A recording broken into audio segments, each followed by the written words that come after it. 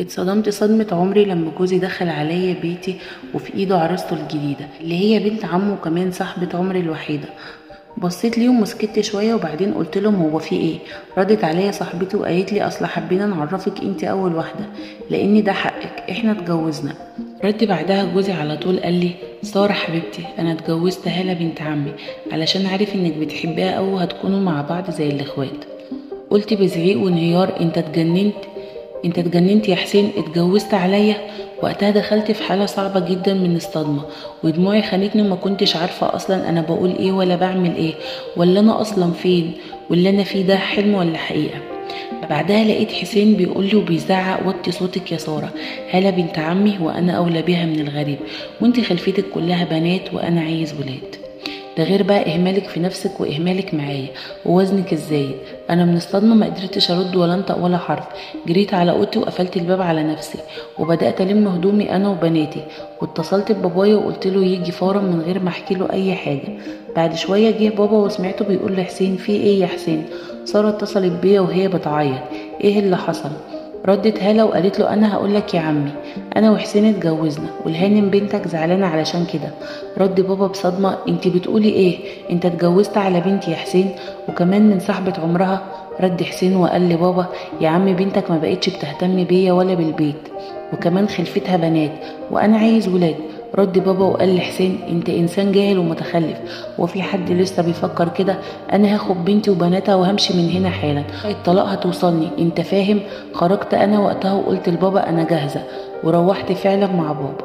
وانا في طريق البيت بابا رجعت بيا الذاكره. انا ساره عندي 20 سنه متجوزه من 4 سنين عن قصه حب كبيره وكان الكل بيقولي ده حب مراهقه وهيروح مع مرور الوقت وتقريبا كلامهم طلع صح نظرا لاني اتجوزت صغيرة جدا وعندي حاليا 3 بنات، 2 توأم عندهم 3 سنين وبنت عندها شهور. مامتي مش مصرية وانفصلت عن بابا بعد جوازي على طول. بابا كان متجوز قبلها طنط سارة ومن كتر ما كان بيحبها سماني على اسمها وخلف منها 3 أولاد اتربوا مع جدي في الصعيد ودلوقتي هما متجوزين. بابا أول ما شاف ماما أعجب بيها على طول وقرر يتجوزها وطنط سارة زوجته الأولى وافقت وتقبلت الموضوع مش عارفة ازاي. ورجع بيا الزمن من 4 سنين فلاش باك، كان عندي 15 سنة وكانت هالة صاحبتي الوحيدة ومامتي ومامتها صحاب جدا. في يوم من الايام مامة هالة قالت لمامتي اخد دروس مع هالة عند ابن عمها اللي هو حسين وفعلا ماما وافقت. ولكن من زمان ماما كانت بتعلمني ازاي ابقى ست بيت وازاي اتعامل مع اي شخص يقابلني في حياتي خصوصا الرجاله، لدرجه ان اللي كان يشوفني بيديني سن اكبر من سني وكانت عيون كل اللي حوالينا عليا. بدات الدرس مع هاله، قالت لي هاله واحنا رايحين الدرس ابن عمي ده هيعجبك قوي، ده دارس بره مصر وشيك قوي وجنتل في نفسه وكمان شغال في شركه سياحه كبيره جدا. تلقائيه وعنده كام سنه بقى؟ قالت لي عنده 25 سنة. قلت لها يا ده أكبر مننا ب9 سنين. قالت لي انت تقولي ده قمر، لو اتقدم لي أنا هوافق على طول. قلت لها يا بنتي ده أكبر منك ب9 سنين. قالت له إيه يعني حتى لو أكبر مني ب15 سنة برضه هوافق بس هو يتقدم لي. دخلنا شقة أهل حسين اللي هناخد فيها الدرس وكانت بصراحة فخمة جدا.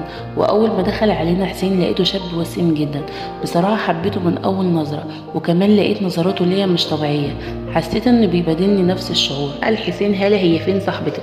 ردت عليه وقالت له أهي قاعدة قدامك. بص لي حسين بإعجاب قال لي انت عندك 16 سنة ازاي؟ اللي يشوفك يقول عندك 20 ويمكن اكتر. ردت هالة بضحك بس يا مستر علشان سارة بتتكسف. طول الوقت هو كان بيشرح وانا وهالة كنا في عالم تاني مركزين بس في وسامته اللي مش طبيعية.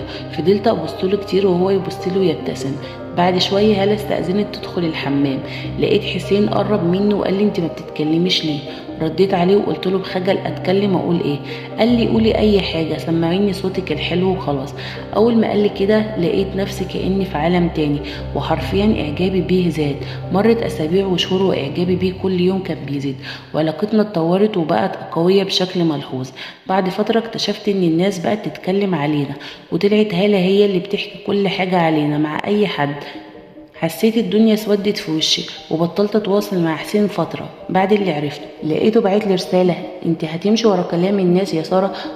رديت عليه وقلت له انا ما اقبلش ان اهلي يتاذوا بسببي، انا هبطل اجي عندك الدرس.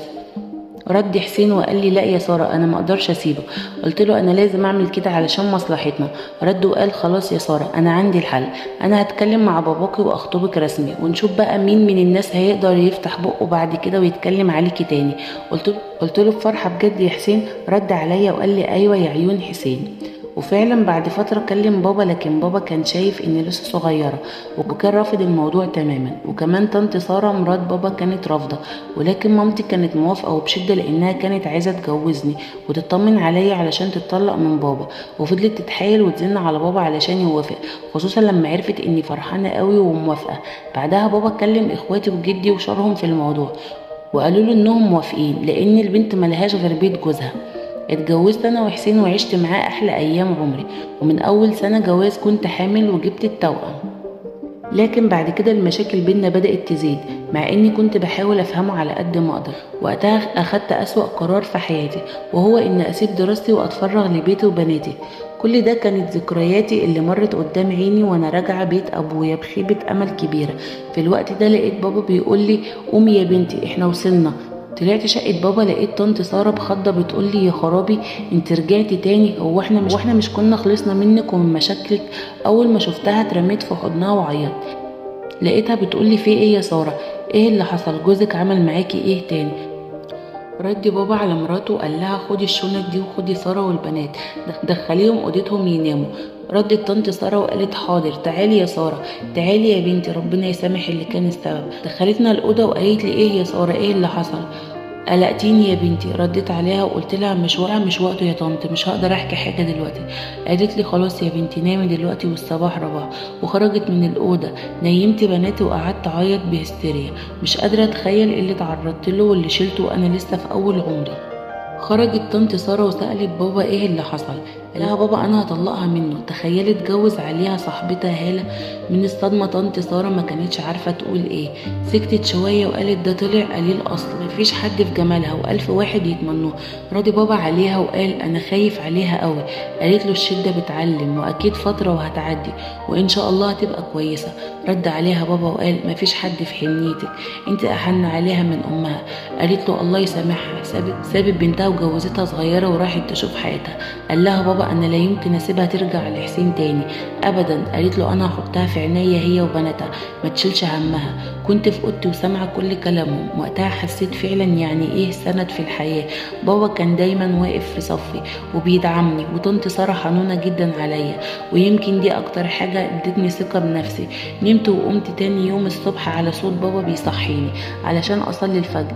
بعد ما صليت انا وبابا قعدنا شوية مع بعض، ولقيت بابا بيقول لي بصي يا بنتي هي الدنيا كده اسم ونصيب، وانا عايزك تكوني قوية واللي حصل ده ما يزعلكيش ولا يهزك. بكرة هطلقك منه وارجعي كملي دراستك تاني وخدي شهادة جامعية علشان يبقى ليكي مستقبل. قلت له انا مش عايزة ادرس، انا عايزة اربي بناتي. بابا وقال لك يا بنتي التعليم هو اللي هيعمل لك مستقبل، علشان لما بناتك يكبروا يلاقوا امهم ست متعلمه وقويه هيبقوا فخورين بيكي ويتعلموا منك. انا عايزك تكوني مثل اعلى لبناتك. بصراحه كلام بابا شجعني جدا ونور لي بصيرتي، وحسيت فعلا ان عايزه اكون ام مثاليه لبناتي. بعد كده نزل بابا الشغل وقعدت مع طنط ساره وقلت لها ممكن اسالك سؤال يا طنط؟ قالت لي اسالي. قلت لها انت ازاي استحملتي بابا يتجوز عليكي؟ قالت لي انا اللي طلبت منه انه يتجوز عليا، لاني بعد ما خلفت اخوك الاخير جالي مرض جلدي وحش قوي، وباباكي كان ليه حقوق عليا ما كنتش قادره اديها له، فطلبت منه انه يتجوز. باباكي في الاول ما كانش موافق، بس انا اقنعته، وبعدين هو شاف مامتك وعجبته واتجوزها وجابك للدنيا. وسبحان الله بعدها بسنه انا صحيت وشفيت تماما، ورجعت علاقتي مع ابوكي زي الاول. وكانت امك بتغير من كده، ما استحملتش وكانت على طول خناق مع باباكي. وبعد جوازك طلبت الطلاق. اتاريها كانت بتخطط لكده من زمان. في الفترة دي كنت بحاول اتأقلم على الوضع الجديد وابين ان قوية علشان بناتي. في الوقت ده جات لي رسالة على موبايلي، تحت الرسالة كانت بطاقة لدعوة فرح هالة وحسين، وقلبي وجعني قوي، حسيت بحزن شديد. في الوقت ده جات رسالة تانية مكتوب فيها لما عملتيلي بلوك اشتريت خط جديد علشان اكلمك عليه، لان ما يهونش عليا معزمكيش على فرحي، انتي برضو صاحبة عمري. بعد ما قريت الرسالة دخلت في نوبة عياط. للدرجة دي هالة تعمل معايا كده؟ في الوقت ده اخويا الكبير كان كلم بابا يقنعه انه يرجعني، وينسى فكرة الطلاق، لان حسين كان كلم اخويا وكذب عليه وحكاله حاجات من عنده وما قالوش الحقيقة كاملة. لكن بابا شرح لاخويا كل حاجة واللي عمله معايا حسين، ولما اخويا عرف كل حاجة حلف انه هياخد لي حقي ومش هيسكت لحسين تاني. لكن بابا هداه وقال له احنا مش عايزين مشاكل، احنا هنطلق وخلاص. في الوقت ده حسيت بفخر كبير لان كل عيلتي جنبي وبيساندوني وفي ظهري. في اليوم التالي فقت وانا ناوية على التغيير، وقررت اني مش هكون ضعيفة وهقوى علشان بناتي. بعدها بفترة بنتي من بناتي التوأم تعبت جدا، اخدتها وعملت لها تحليل واكتشفنا انها عندها كانسر في الدم وحالتها متأخرة. وقع من كلام الدكتور. ياما قلت لحسين البنت عيانة، ما كانش بيسمع كلامي ولا ياخدها للدكتور، وبدأت أعيط واصرخ في المستشفى. وقعت أغمى علي، فقت لقيت نفسي في أوضة في المستشفى ومتعلق لي تحاليل، والممرضة بتقول لي الحمد لله على السلامة يا مدام، خلي بالك من نفسك بعد كده علشان الجنين اللي في بطنك. بعد كده فضلت رايحة جاية كل يوم ببنتي على المستشفى علشان علاجها، لحد ما في يوم الدكتور قال لي انه خلاص العلاج مش جايب اي نتيجة، احنا كده بنتعب البنت اكتر. في الوقت ده من صدمتي من كلام الدكتور وقعت وما حسيتش بنفسي، وفوقت لقيت اهلي حواليا. فضلت اعيط لبابا فين بنتي، حصل ايه؟ رد عليا بابا وقال لي فوقي بقى، بنتك ماتت من شهر. انهارت صويت وعياط وقلت لبابا انت بتقول ايه؟ قال لي ان من يوم موتت بنتي وانا دخلت في غيبوبة، كل كام يوم اصحى ناسيه اللي حصل واسال على بنتي، ولما اعرف انها توفت انهار وارجع الغيبوبة تاني. في الوقت ده افتكرت كل حاجة، وعرفت كمان ان حسين طلقني في المحكمة بعد وفاة بنتي باسبوع، وعرفت كمان اني اجهضت الجنين. الدكتور في الوقت ده طمن بابا ان حالتي بدأت تتحسن واني بدأت افوق من الصدمة، وكتب لي الدكتور على خروج من المستشفى.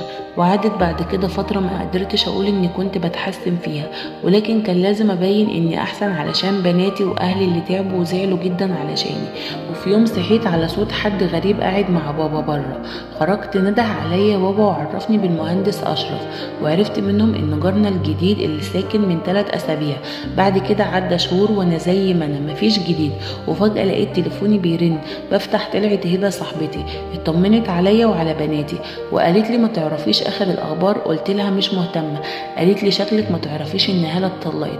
رديت عليها بذهول قلت لها بتقولي ايه؟ قالت لي لو تعرفي اللي كان بيحصل لها، كانت كل يوم بتاكل علق وضرب صبح وليل، الكل كان بيتكلم عليها. قلت لها انا مش مهتمه اسمع اخبار حد، انا هقفل. ونصحتني قبل ما اقفل ان ارجع اكمل دراستي. قلت لها ان شاء الله. بعد شويه لقيت بابا بيناديلي، خرجت لقيته قاعد مع اخويا والاستاذ اشرف جارنا. قال لي بابا اقعدي مع اخوكي والاستاذ اشرف، عايزين يتكلموا معاكي في حاجه مهمه. وده كان الجزء الاول من القصه بتاعتنا. انتظروا الجزء الثاني وما تنسوش تحطوا لايك.